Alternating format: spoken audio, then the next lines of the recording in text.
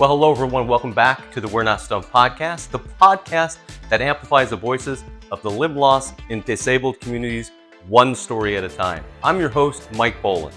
This is the final part of the AAAs of the limb loss community or the disabled community, something I created. It's Alone, Advocacy, and Attitude. If you've been with me through the first two, thank you so much. If you haven't, go back and listen to those. But today it's about attitude, and this episode stands on its own. And I'd like to be clear, I'm not talking about toxic positivity or making it look like everything's okay when it is not. I'm talking about the mindset you bring in every day when that day may not bring things that you prepared for. So let's get into it. What does attitude really mean? To me, attitude is about resilience. It's about adaptability. It's the belief that life isn't about what's missing, it's about what's possible. It's the difference between saying, why me, to what's now. I remember thinking that exact thing when I went through cancer. And listen, I've been there, I've done that. I'm not saying attitude is the be-all, end-all, but it could be the thing that keeps your head above water. I was born without a right hand. So in many ways, I've lived my life with an attitude. But that doesn't mean it's always been easy. As a kid, I had to learn how to do things a bit differently. Tie my shoes, ride a bike, even bowl. But I took that bowling all the way to the Professional Bowlers Tour. And yes, I did that single-handedly. Years later, as I talked about earlier, I was hit with another challenge, cancer. That's when attitude really came into focus. That's when I realized I could get angry or I can get focused. I chose to fight, I chose to laugh, and I chose to keep showing up. And that's the heart of an attitude. It's that we keep showing up day after day. It's a choice we make time and time again. Speaking to the great guests on the reNotStumped podcast, I got to listen to some incredible stories about what attitude can really do.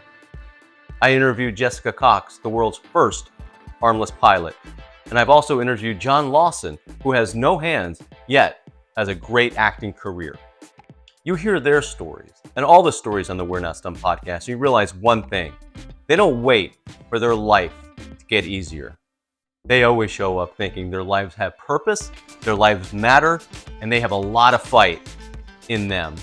And what I like best about the people that have been on the reNotStumped podcast is they don't deny that there's hard days and there's hard times, but they don't let those hard days and hard times define them. Now let's talk about how attitude shapes recovery and reinvention. I've seen it in physical therapy rooms, support groups, or in everyday life. Your attitude can make or break your recovery.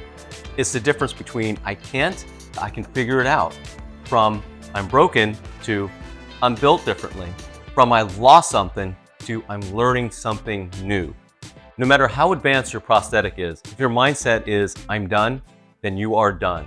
But if your mindset is I got this, I'll learn something new and I'll take baby steps, then you are going to be successful. So let me leave you with a few ways to strengthen your journey. And the very first one might just be the most important. Celebrate little victories. I mean it. If you're a person living with limb loss, you already know this. The smallest victories can feel like you just climbed Mount Everest. And that's not dramatic. It's real. Did you tie your shoes for the first time post-surgery? That's a victory. Did you put your prosthetic on without any help today? That's a victory. Did you try walking an extra 5 steps in your recovery? That is a huge victory. Those moments may not go viral. Nobody else may even know about it, but you will. Those little victories, they rewrite your brain.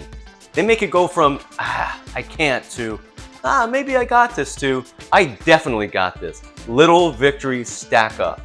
And here's another tip. Try creating a journal for your recovery. There's something I do when I work out. I journal everything I do. If I did 41 push-ups last week, well, I better at least do 41 this week, if not 42. Try to always beat what you did last week. And if you don't, or if you just get close, you know where you're at. And you know eventually those victories, those little victories, they are going to happen. Here's a couple other tips to make sure you have a powerful attitude. Surround yourself with the right energy. People who uplift you, but don't flinch when you need to vent. But they help remind you how far you've actually come. Let humor in. The power of humor is unbelievable. Tonight, I'm going to be at Stir Crazy Comedy Club making fun of two-handed people. I know that sounds funny, but as a one-handed person, it does sound funny, and it takes the defenses out. And when you make other people laugh and feel comfortable of how you are, your attitude can only improve. And turn your setbacks into step-ups. You never know what you do, how that's going to impact other people. Your story of some failures and how you got to victory, make sure you have those available for others, because they are going to need that as well. And that can only help your attitude. When you know you've helped someone else, your attitude will improve. And let me give you a final reflection.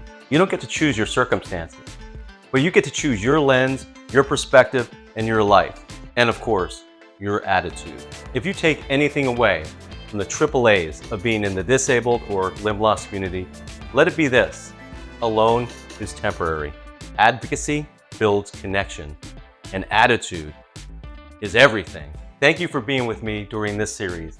Keep being you, keep showing up, and remember, we're not stumped.